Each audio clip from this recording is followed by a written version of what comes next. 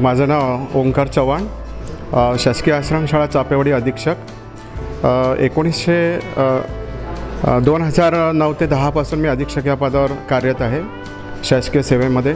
शासकीय सेवा करत असताना जी काही आश्रमशाळेची आदिवासी मुलं जी आहेत त्या मुलांचा शिक्षणाकडे जो कल आहे, एकंदरीत त्यांची मानसिकता, फिजिकली फिटनेस याकडे लक्ष देऊन त्यांच्या आहारामध्ये वेगवेगळे बदल, त्यांना मोड आलेली कडधान्य, गूळ शेंगदाणे, त्याच्यानंतर शाळेमध्ये परसबागेमध्ये हिरवे पालेभाज्या पिकवून त्या त्यांच्या जेवणामध्ये त्या मुलांना दिल्या.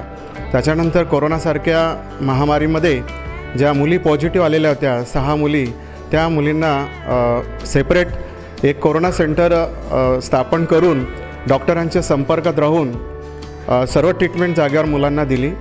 तसंच 4 मुलं, त्याच्यापैकी 2 मुलं अनकॉन्शियस होते की लास्टच्या स्टेजला होते. अशा वेळेस त्यांना दवाखान्यात म्हणजे कर्जतला 108नी तिथे पोहोचून त्यांना ट्रीटमेंट दिली आणि त्या मुलांना मरणाच्या खाईतून काढलं.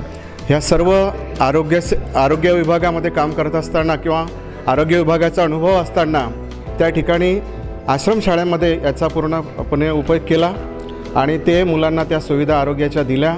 त्याचप्रकारे इतर ठिकाणी सुद्धा की वाड्यापाड्यावर जाऊन विद्यार्थ्यांनी शिकावं आणि जे काही विद्यार्थी आहेत ते विद्यार्थी आपल्या शाळेत येणार नाही आणि जे आपण म्हणतो त्यांना